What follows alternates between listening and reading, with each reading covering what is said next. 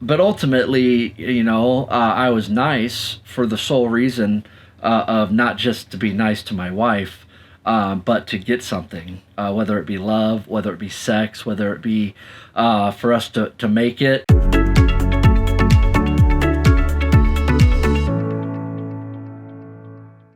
Welcome back to another episode of Life, Recovery, and the Pursuit of Sanity. My name is Josh Logan. Thank you for joining me today.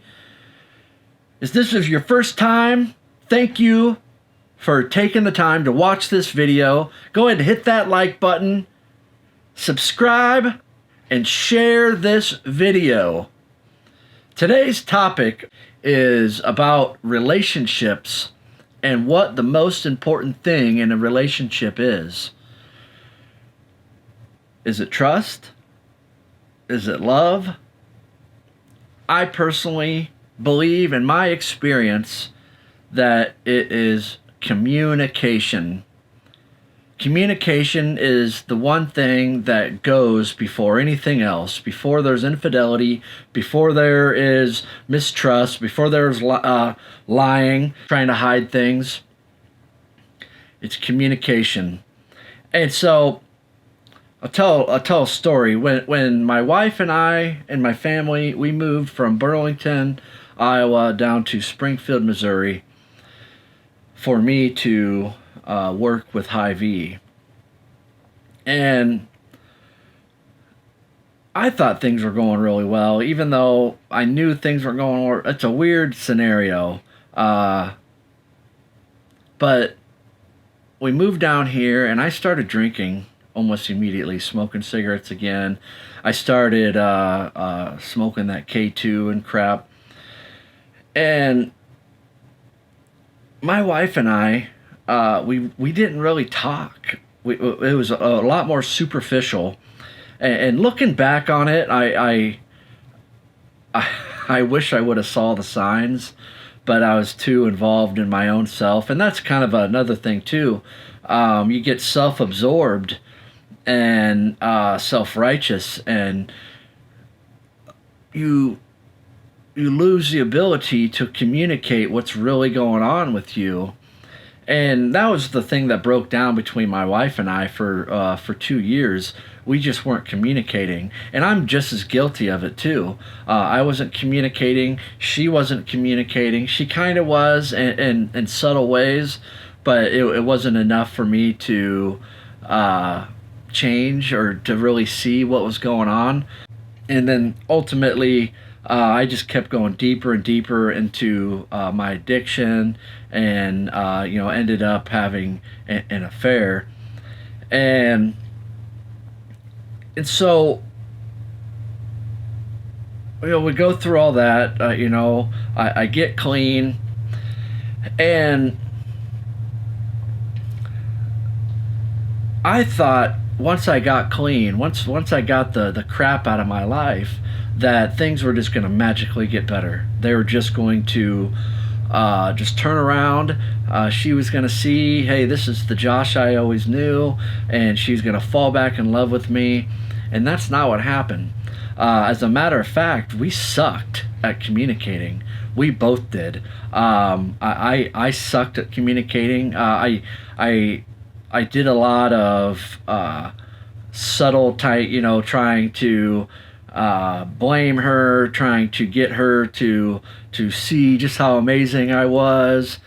But ultimately, I was nice for the sole reason of not just to be nice to my wife, but to get something, whether it be love, whether it be sex, whether it be for us to make it. And so I was not able to communicate what was going on with me. And so let's just, here's an example. I was feeling jealous a particular night, and instead of saying, "Wow, I'm feeling a little jealous right now," and us being able to have an open dialogue, a conversation about this, I would say, "I think you're talking to Greg. I think you're messing around with him. Have you talked to him lately?" And so that to some people that is a valid way of dealing with stuff. It's a valid way, and you know, in your mind, you can say, "Well, I'm communicating. I'm talking to them," but it wasn't it didn't have the capabilities of being an open dialogue. It was an attack, where she was automatically on the defensive, and there's nothing that she could really say, because ultimately I wouldn't have believed anything that come out of her mouth anyway.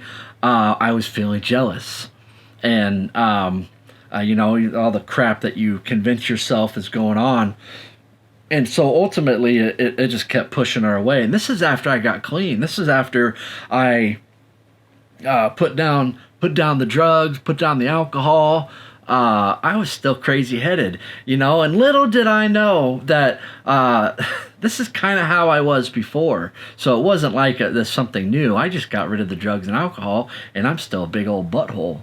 So, but one of the things I learned is there's a saying. And I really try to apply this to my life, and I'm not the best at it all the time.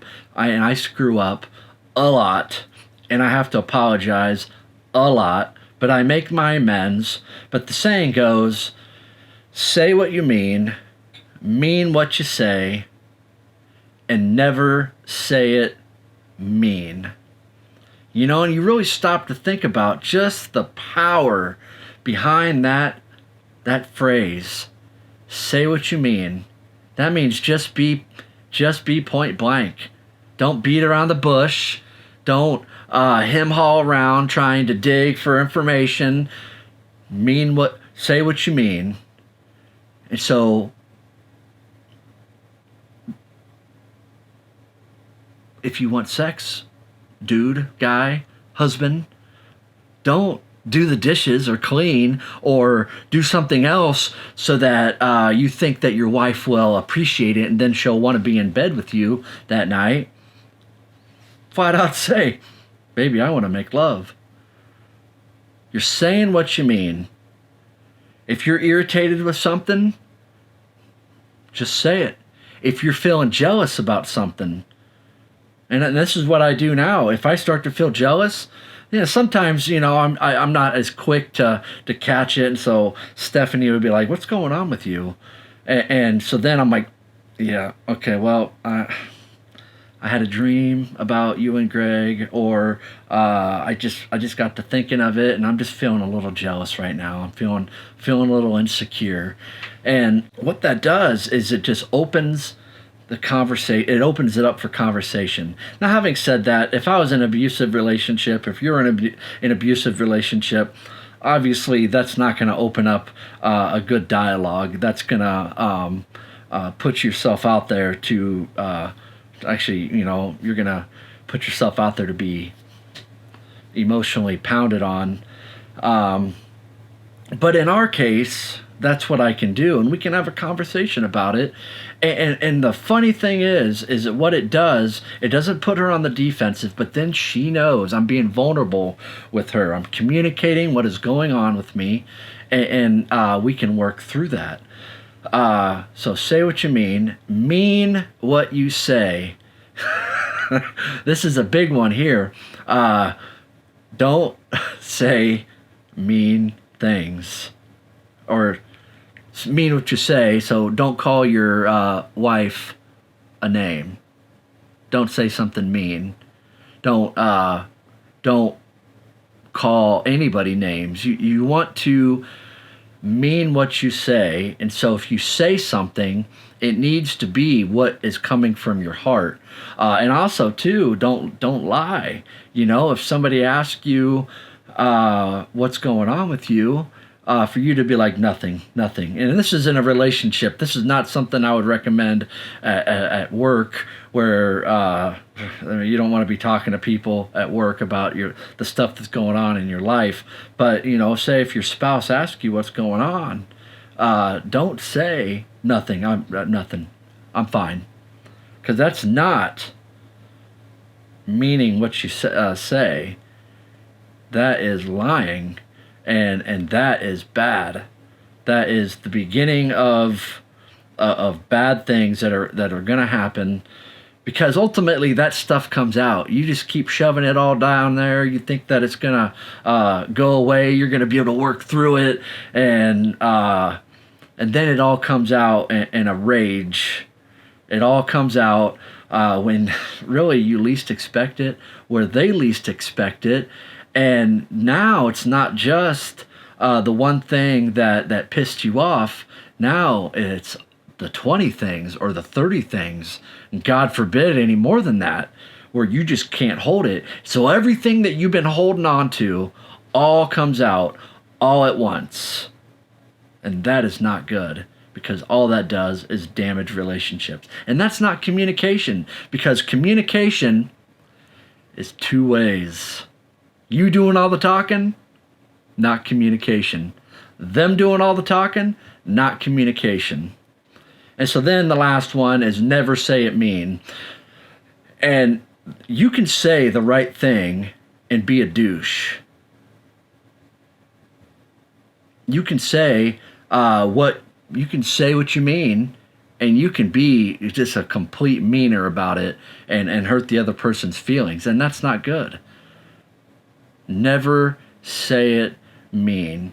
And ultimately, the driving force needs to be, you say it out of love. You say it out of compassion, because you feel compassion and love towards the other person. So just remember that.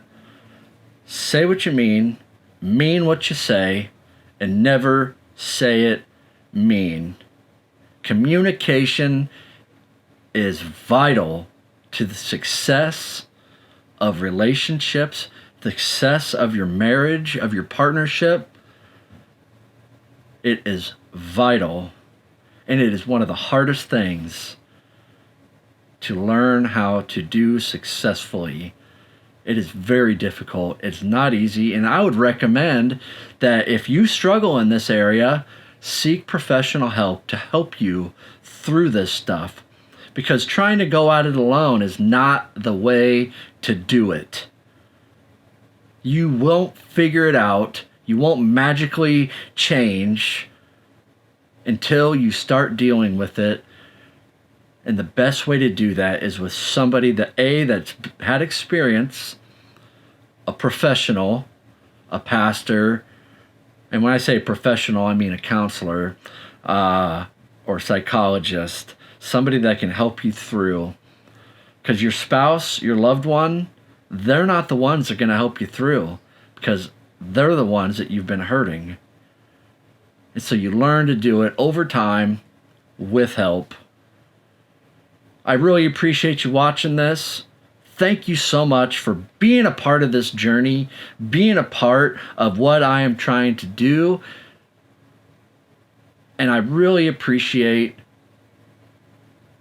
the people that have reached out, that have let me know that they appreciate the videos I'm doing. And share the video so other people can see it. Until next time, I'm out.